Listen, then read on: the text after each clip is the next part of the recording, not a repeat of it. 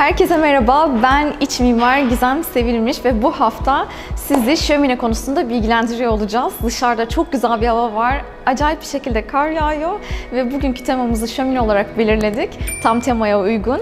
Şimdi şömine ile ilgili aklınızdaki tüm soruları giderecek bir video için devamını izleyin. Merhaba Sezer Bey, bizi misafir ettiğiniz için çok teşekkür ederiz. Size bir sürü sorumuz olacak bugün. Şöminelerle alakalı takipçilerimizin aklında oldukça fazla sorular var. İlkinden başlıyorum hemen hızlıca. Şömine türleri nelerdir? Şömine türlerimiz, Gizem Hanım, ilk önce hoş geldiniz. Hoş bulduk, bu soğuk havada içimizde ısıttığınız sohbetinizle, muhabbetinizle. Şömine türleri odunlu şömineler, elektrikli şömineler, gazlı şömineler. Üç kısma ayrılıyor. Tabii artık şömine teknolojisi çok fazla ilerlediğinden dolayı bunlar da kendi işlerinde kısımlara ayrılıyor. Bölümlere ama genel itibariyle 3-4 bölümde şömineyi inceleyebiliriz. Öncelikle hangisinden başlayalım? Hepsiyle ilgili detaylı bilgiler almak istiyorum sizden. Tabii. İlk önce isterseniz odunlu şöminelerden başlayalım. Evet. Odunlu şömineler öyle evinize gelip de herhangi bir yere koyup kullanabileceğiniz şömineler değil. Bir altyapıya ihtiyacı var. Evet. Odunlu şöminelerde minimum 180'lik baca çaplarına ihtiyacımız vardır bunlarda. İşte şömine ölçüsüne göre 200-250 baca çaplarına kadar çıkar. Tabii ki de bunları kullanmak için belli bir baca ihtiyacınız vardır. Peki diyelim ki benim evimde baca yok. Ben geldim, dedim ki benim hayalim odunlu şömine evimde yakmak istiyorum. Nasıl yardımcı olursunuz bana? Şöyle, odunlu şömine kullanmak istiyorsanız ilk önce bir bacaya ihtiyacınız olduğundan dolayı baca açılamazsa elektrikli şöminelere yönlendiriyoruz müşterilerimizi. Elektrikli şömineler işte gerçekçiliğe yakınlıkları var, işte 2 boyutluları var. Onu da kullanmak istemezseniz illaki ben bir ateş görmek istiyorum derseniz, gerçek ateş görmek istiyorum derseniz gazlı şömineler veya bioetanol dediğimiz sıvı yakıtlı şömineleri tercih edebilirsiniz. Peki eve gelip keşif yapıyor musunuz? Yani hani ben gelmenizi istiyorum, bakmanızı istiyorum. Nereye şömine koyarım, koyabilir miyim? Hani nerede olur bacası? Tabii bu şu anda pandemiden dolayı zaten sıklıkla karşılaştığımız bir soru. Çünkü insanlar evlerinde biraz daha fazla vakit geçirmeye başladılar. Evet, daha keyifli bir alan evlerine de daha fazla dikkat, özen gösteriyorlar kullanacakları malzemeye. Ondan dolayı biz ilk önce müşterimizin evine gidiyoruz. Orada nerede, hangi şömineyi rahat bir şekilde kullanacaksa onu öneriyoruz. Daha sonradan mağazamıza davet ediyoruz. Burada şöminelerin modellerini göstererek ilerliyoruz efendim. Tamam, diyelim ki baca yeri hazır. Böyle odunlu şömine tek tip bir şey midir? Hani gidip seçip biz müşterilere şöyle söylüyoruz. İşte ne kadar fazla, kaç metrekare alan ısıtabilirler. Metrekareyi bilgisini vermemiz lazım. Metrekare bilgisi vermeniz gerekiyor. İşte yıllık ne kadar odun sarfiyatı istediğinizi söylüyorsunuz. Ne kadar odun depolayabileceğiz, ne kadar odun kullanabileceğiz. İşte bunun ergonomikliğini biz sorguluyoruz. İşte bunları sorguladıktan sonra ona göre yönlendirme yapıyoruz efendim. Evet. Diyelim kararımız her şey uygun, baca yerimiz de var, metrekaremizi de belirledik, odun kapasitemizi de belirledik. Şömine istiyorum.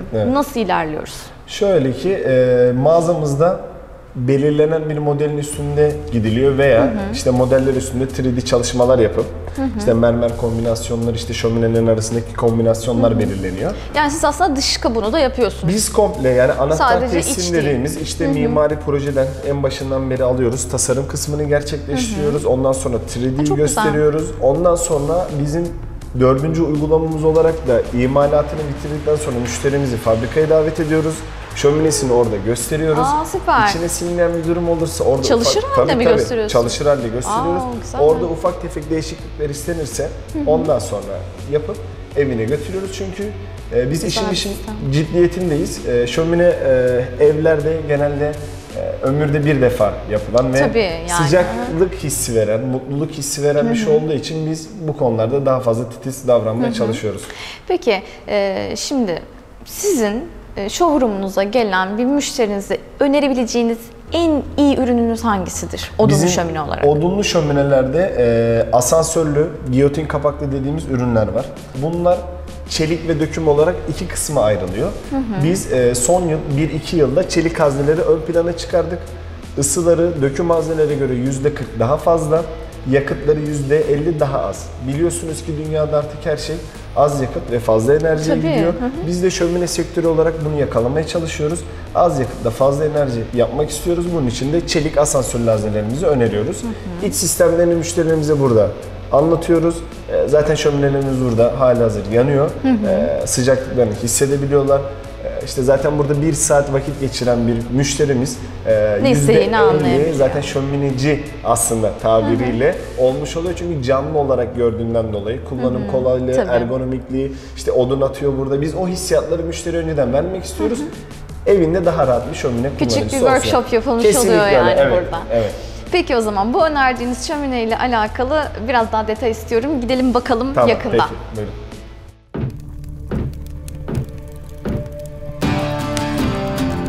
Evet, şömine deyince aklımıza sanki böyle bir altta bir hazne, konik çıkan böyle ve bacağa bağlanan bir figür geliyor. Evet. Bu doğru mudur yoksa çünkü burada daha farklı, daha modern şömineler görüyorum. Evet. Hani şömine sadece o konik yapıdan ibaret değil o zaman. Tabii. Öyle mi? Şöyle ki Gizem Hanım, Türkiye'de hani doğru bilinen yanlışlardan biri de şömine sistemidir kesinlikle. İşte şömineler işte is yapar, işte camları çok fazla kirlenir. Duman dolar içeriye. Duman dolar gibi. Aman sakın şömine işine girme derler. Kesinlikle öyle. Tabii burada doğru malzemeyi doğru yerde kullanmak, bilinçli olarak kullanmak önemli burada. Teknolojiyi de kullanmak. Teknolojiyi de kullanmak. Zaten teknoloji artık hayatımızda olmazsa olmaz. İşte bir telefonun teknolojisine baktığınız gibi biz de şömineye bakıyoruz. Tabii. Yani her sene sürekli olarak şömineleri revize etmeye çalışıyoruz ki kullanıcılar doğru yerde, doğru malzemeyi kullanıp rahat bir kullanım kolaylığı olsun diye. Bu bizim küp şömine diye tabirlendirdiğimiz 1 metre yüksekliği olan, 60 santim genişliği olan, yaklaşık 28 kW gücünde 300-350 metrekare alanı ısıtabilecek bir güçte bir şömine haznesi ve bunu minimum yakıtla biz sağlıyoruz. Bu haznemizde biz döküm kullanmıyoruz, komple çeliktir. Çeliğin ısısını daha hızlı bir şekilde alabilirsiniz. Az yakıtla fazla ısı alabiliyorsunuz. Bu haznemizde odunlarımızı dikey veya yatay şekilde kullanabiliyoruz. Asansörlü şöminelerdir, zaten ergonomik bir kullanıma sahiptir. Şu şekilde eğer belli bir sıcaklığa geldikten, aleve geldikten sonra bunları açık veya kapalı sistem kullanabilirsiniz. Peki ben şunu dikkat ettim. Biz buraya geleli yaklaşık yarım saat, belki 1 saat olmuştur. Gelir gelmez siz bunu yaktınız ve ben işte şöyle bir fikir doğdu. Ay içeri acaba duman mı dolacak? Hiçbir şey nasıl duman olmadı ve enteresan bir şekilde ben içerisine baktım. Elektrikli şömine zannettiniz hatta. Belki de bunun dumanı nereden gidiyor? Yani böyle bir şaşırdım ve üst kısmı da böyle hani kapalı gibi. Dedim bu hani ısı nasıl yukarı gidiyor ve buradan nasıl geliyor? Evet. Şimdi şömine sistemlerinde genelde ısı odası diye tabirlendirdiğimiz yalıtımlarla kaplanan yüzeyler vardır. Isı buranın içerisinde depolanır. Şöminenin kenarlarından soğuk hava alırız. Üstteki sıcak hava menfezinden sıcaklık gelir. Tabii bizim bu haznemizde farklılık olarak üst kısımda konveksiyonel ısı dediğimiz bir sistem sağladık. Yani ısı yüzeyini arttırmak ve alevin akış yönünü sürekli kendimiz değiştirmektir. Yani alevin akış yönü tek bir yönde olduğu zaman ısıyı tutamazsınız. Evet, direkt yukarı. Tabii ki direkt yukarı doğru çıkıyor. Biz burada arkaya konik belli bir fabrikada testler sonucu belli bir açı verilmiştir. Ön kısmında dumanın gideceği 5 santimlik bir aralık. Göremediğimiz açı. Siz sadece yandığı zaman alevi görüyorsunuz, dumanı görmüyorsunuz. Bu sayede aynı zamanda da biz alevin basıncından dolayı dumanı hızlı bir şekilde transfer ediyoruz. İçeride hiçbir şekilde duman almıyorsunuz. Çelik borudan, bacanızdan devam ediyor efendim. Yani iki türlü ısı alabiliyorum ben. Belirli bir kısmı bu ön taraftan, belirli bir kısmı da şu yukarıdaki menfezden. %30'unu biz normalde dünyadaki şömine firmalarının standartları %30'u buradan gelir, %70'i buradan gelir.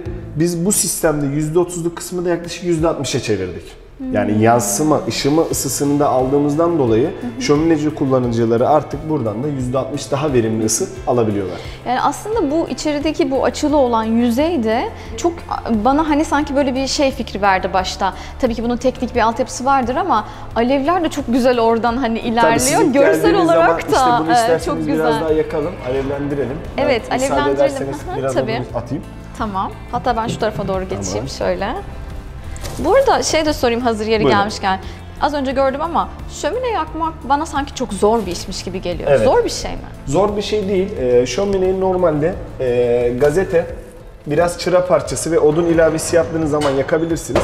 Tabii artık biz bile şömineci olmamıza rağmen aslında gazete ve çırayı kullanmıyoruz. Jel dediğimiz şu şekilde göstereyim isterseniz. Sağlıklı mı peki bu? Bu sağlıklı. Bu bizim kendi firmamızın ürünü. Bunda herhangi bir şekilde sağlığa zararlı olacak bir kimyasal malzeme kullanılmamıştır. O çok önemli çünkü. Yoğunluğu çünkü bunun fazladır. Bundan biraz odunuza ilave ettiğiniz zaman bunu gayet güzel bir şekilde Çok rahat bir şekilde yakarsınız. yakabilirim. Rahat bir şekilde yakarsınız ve kullanırsınız. Peki içine koyduğunuz odunlar özel bir odun mu? Yani o odunu koyarken nelere dikkat etmem lazım? Şöyle Ne odun olması lazım? şöminelerde genelde meşe odunu kullanılır. Bir de şömine odunu diye tabirlendirilmiş sıkıştırılmış talaş odunlar vardır. Bunlar bu sıkıştırılmış talaş odunu. Bu şöyle, bunun meşe odunundan daha fazla bir kalorisi vardır. Yani ısıyı biraz daha fazla verir. Ama genelde biz meşe odununu kullanırız çünkü daha uzun süre yanar. Isıyı daha fazla almanızı sağlar. Peki hangi tip odundan kaçınmam lazım? Yani şömineye zarar verir ya da şömineyi temizlemek gerekir. Kesinlikle zaten cilalı malzemeler kullanılmaması gerekiyor. İşte örnek veriyorum, parke. İşte bulduğunuzu kimyasal atmıyorsunuz poşet. yani. Genelde şöminelere bulduğumuzu biz toplum olarak atıyoruz ama parke, yüksek kalorili şeyler, işte kömür, işte mesela çam ağacı kullanmamanız gerekir çünkü onda Neden? reçine fazladır. Doğru. Reçine olduğundan dolayı geçen çelik bacanız içine kurum bağlar, reçineler kaplar ve şöminenizi belli bir vakit sonra rahat kullanamazsınız. Tabii onu temizleyemezsiniz. Tabii Çok zor. temizleyemezsiniz, problem olur. Hazır temizlik kısmına gelmişken böyle bir şömineyi ben aldım. Sizin dediklerinizi de uyguladım. Evet. Aynı sizin sıvınızı kullanıyorum, dediğiniz odunu kullanıyorum. Bunun bakımını siz yapıyor musunuz ya da benim ne kadar sürede bir bakım yapmam gerekiyor? Şömineyi doğru yerden, doğru hazneye ve doğru uygulamayı yaptırdıktan sonra şömine yaklaşık olarak 10-15 sene hiçbir bakıma ihtiyaç duymaz. Gerçekten. Tabii ki de. Ben sanki böyle gerçekten hani onun Yok, bakımını o yapmak eski, yani her sene böyle bir hani bacanız şöyle, bacanız doğru şekilde yapıldıysa, etrafına da çelik teller yapılırsa, kuşlar yuva yapmazsa, yani daha doğrusu bacanız tıkanmış olmazsa şömineyi 10-15 sene rahat bir şekilde kullanabilirsiniz. Bunun nedeni işte meşe odunu ve burada kullandığınız diğer odunlar, yani sağlıklı kullanacağınız odunlar hiçbir şekilde kurum bağlamıyor. Rahat bir şekilde kullanabiliyorsunuz.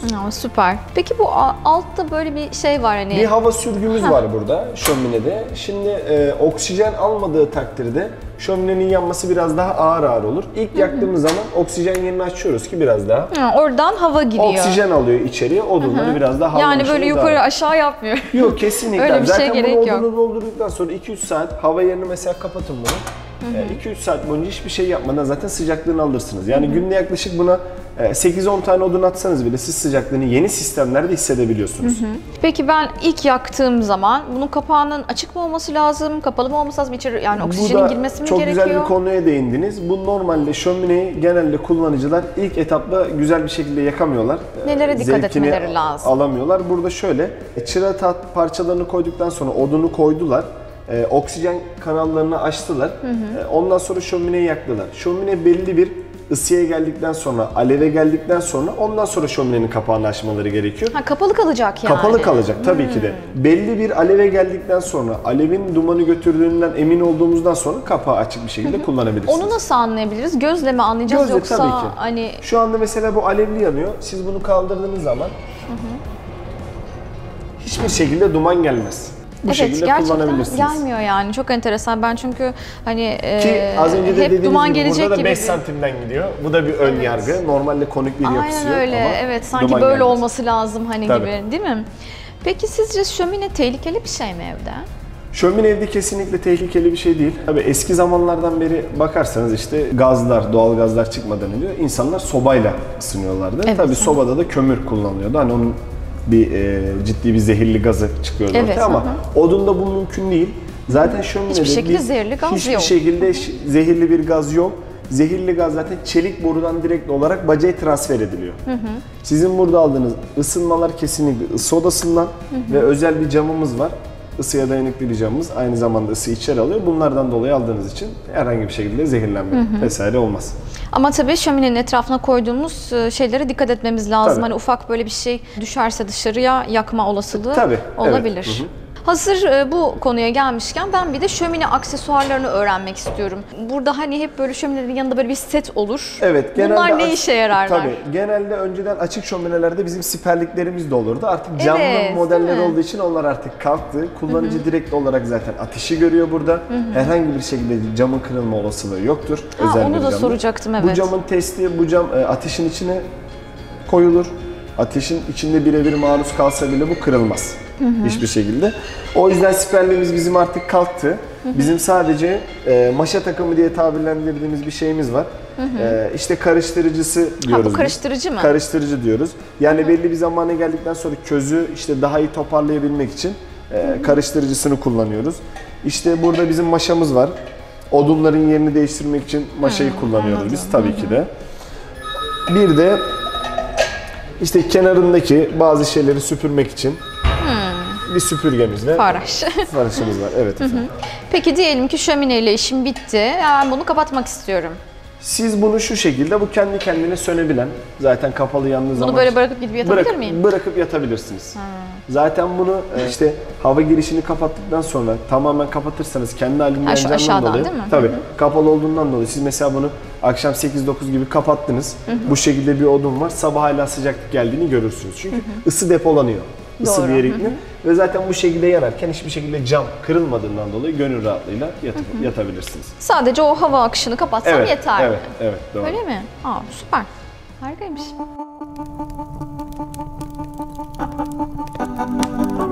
Evet, şimdi biraz daha farklı bir şöminenin önündeyiz. Bu sefer bu daha küçük bir haznesi olan bir şömine. Hani bana direkt böyle sanki daha az sıcakmış gibi geldi. Fakat neredeyse diğeriyle aynı, hatta daha bile sıcak yani. Elimi şurada 10 saniye tutamıyorum yani.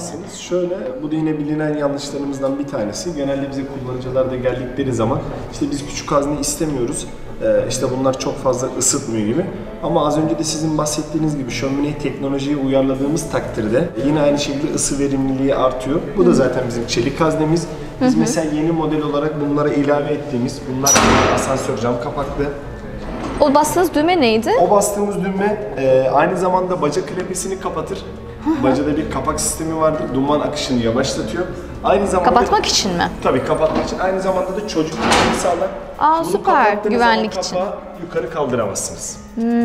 Bu da önemli bir şeydir. Çünkü şömineci kullanıcıları genelde hani işte evinde çocuklar işte bunu kaldırır. İşte onun dışarıya sıçrar ateş işte veya bir şey atar içeriye, değerli bir eşya alabilir, herhangi farklı bir şey olabilir. Biz bunun önüne geçmek amacıyla da oraya bir kilit sistemi tasarladık. Onu çektiğiniz zaman şöminenizi kaldıramazsınız. Bu şekilde güvenli bir şekilde kullanabilirsiniz. Peki bu sistemi farklı şöminelere de uygulayabiliyor musunuz? Ben mesela başka bir şey beğendim. Onları da ekleyebiliyoruz. Opsiyon olarak bu sistemi diğer şöminelere de ekleyebiliyoruz. Süper. Bu da bayağı yani etkili, öyle küçük gözüktüğüne bakmayın. İlla kocaman olmasına gerek yok. Ama bunun ölçülerinde de oynama yapabiliyoruz. Tabii, değil mi? Yani evin oranına göre. Evet. Bunlar 70 santimden başlar 2 metreye kadar belirli ebatlarda çalışılabilir. Dediğim gibi biz müşterinin ne kadar odun atmak istediğini, kaç metrekare ısıtmak istediğini onlara göre şömineyi öneriyoruz. Süper. Ama bunu gerçekten uzaktan görseniz elektrikli zannedebilirsiniz yani. Sürekli hem bunda camınız kirlenmez. Bakın. Evet, işte o da cam da kirlenmiyor. İşte burada şöyle. Temizlemek zorunda değiliz yani. İçinin fonksiyonelliğinden dolayı, ateşin basıncını aldığımızdan dolayı dumanı içeride tutmuyor. Bu da camın kirlenmemesine sanki ayna varmış gibi yani sürekli yansıma yapıyor. Bu şekilde bu sabah 7'den beri yani yaklaşık bir 6-7 saattir yanan bir şöminemiz bizim ve gördüğünüz gibi camında herhangi bir kararma yok. Evet, o da çok önemli bir şey. Bu da güzelmiş. Peki, hazır buradayken de konuşmak istiyorum. Odunlardan bahsettik.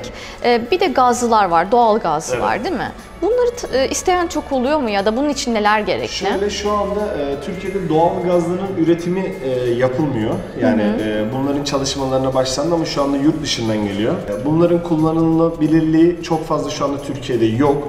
Bunların da aynı şekilde bir bacaya, yani büyük çaplı olmasa da bir bacaya ihtiyacı var. Çünkü gazı dışarı atmanız gerekiyor. Rakamsal olarak da bunların rakamları yüksek. Genelde odunlu, elektrikli veya biyoetanolü şömineler kullanıyoruz biz. Bu arada ben bir bilgi geçmek istiyorum araya. Burada gördüğümüz bütün şömineler şu ana kadar hepsi sizin kendi üretiminiz. Yani bu da çok önemli. Türkiye'de üretilmiş olması bence bu çok büyük bir başarı. Biz yaklaşık tebrik olarak ediyorum sizi. 2000 yılından beri fabrikasyon olarak üreticilik yapıyoruz. Yurt dışından almıyoruz artık. Yurt dışına ihraç eden bir zaten konumdayız şu anda. Odunlu şöminelerde, elektrikli şöminelerde, sıvı yakıtlı biyoetanolü şöminelerde şu anda hem iç piyasaya hem de dış piyasaya mal satan bir firmayız şu anda. Harikasınız. Son olarak aklımda bir soru daha var. Bu menfezlerin, ay elim yandı vallahi. Boyutları önemli mi? Yani Şöyle, daha küçük, daha büyük. Tabii. Zaten bunu dediğim gibi şöminenin biz her noktasını bilinçli bir şekilde tasarlıyoruz. Mesela müşterimiz gelse bu şömineyi seçmiş olsa, ben işte daha küçük bir menfez kullanmak istiyorum derse biz bunu yapmıyoruz. Çünkü burada bir sıcaklık ve bu sıcaklığın dışarı çıkması gerekiyor.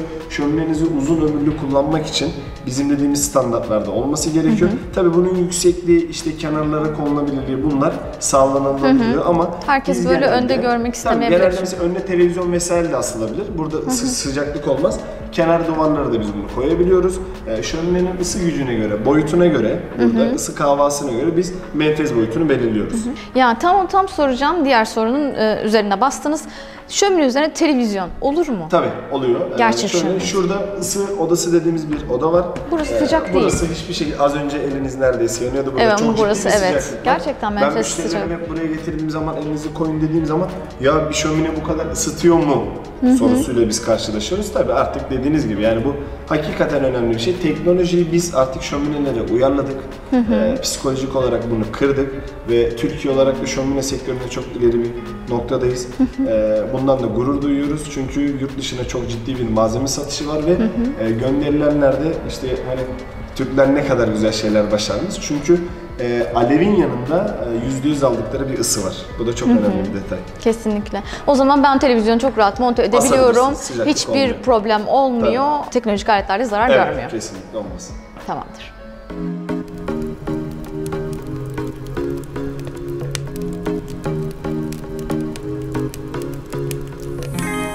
Özellikle yanmayan bir şöminenin önüne geldim çünkü biliyorsunuz ki bizim geleneklerimizde, göreneklerimizde temizlik çok önemlidir. O yüzden ben bunu sormak istiyorum. Yaktık, güzel, her şeyden emin olduk fakat söndü ve artık temizlemek istiyoruz.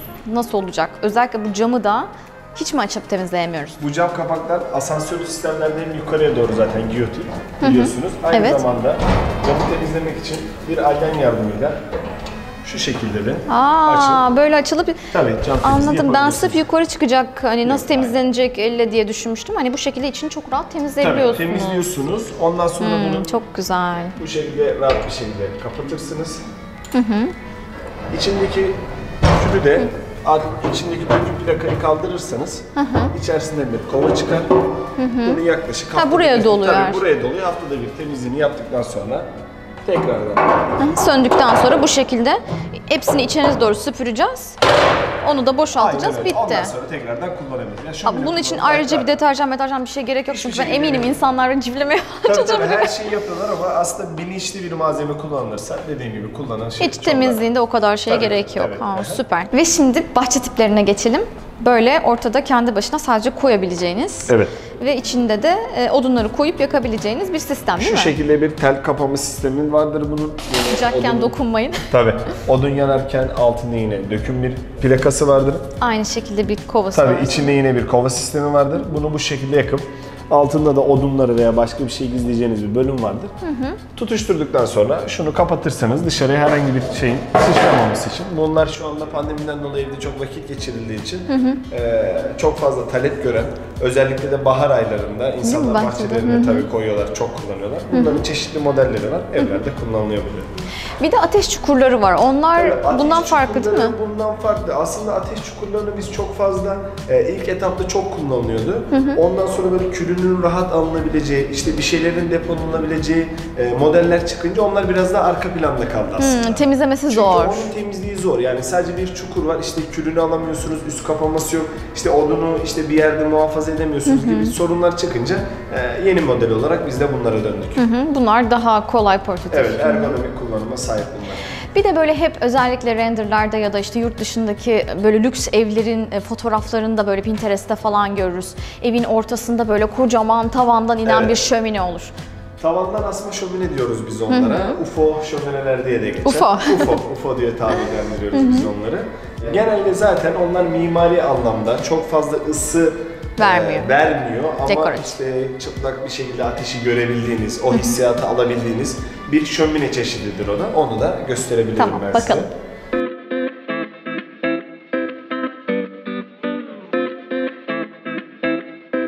Evet, bahsettiğimiz şömine bu.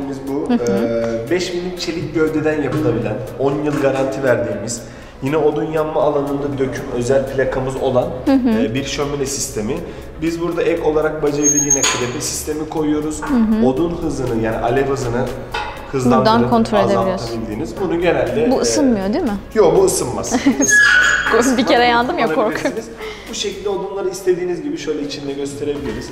Bunların tabii ki yine belirli ebatlarda ölçüleri var. İşte 80 santimden yine 2 metreye gidecek şekilde belirli ölçülerde bunları yapabiliyoruz.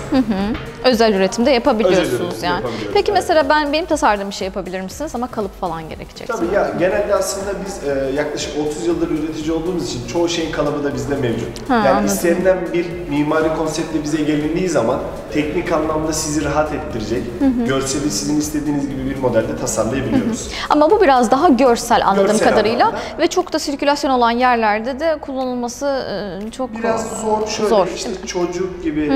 Yani çok hani buraya dokunduğum Tabii zaman mesela dokunduğunuz yanarız zaman, değil mi? Tabii sıcaklık burada oluyor. Orta şöminelerde camlı olanlar var. Yine çift davlumbazlı olanlar, ısıyı içeride tutan, işte daha fazla sıcaklık veren. İsterseniz görelim. onlara da geçelim, Tamam. bir bakalım onlara. Ve evet, bu da bir diğer farklı asma şömine değil mi? Şöminemiz, evet. Bu diğerinden farklı olarak bu ısıya dayanıklı. Yani ısıyla alakalı bir sistem. Burada yine vitroseramik camlarımız var. Olduğu alanı yaklaşık bir 80 metrekare alanı ısıtabilecek bir güçte. Yine tavandan asma şekilde normal bir bacamız var ise sekizgen bir gövdeye sahip. Şu şekilde açıp iki tarafından da odun atabiliyorsunuz. Rahat bir şekilde kullanıyorsunuz. Yine hava girişleri olan bu şekilde bir sistem. Bunu kullandığınız zaman biraz daha rahat, ergonomik ve ısısını alabildiğiniz bir üründür bu da. Hem de 360 derecede görebiliyorsunuz. Evet, her açıdan Çok güzel. görebilirsiniz. O zaman hani diğerine nazaran bu biraz daha Biraz daha fonksiyonel. kullanılabilir, fonksiyonel bir ürün. Süper. Evet. Hem dekoratif hem fonksiyonel.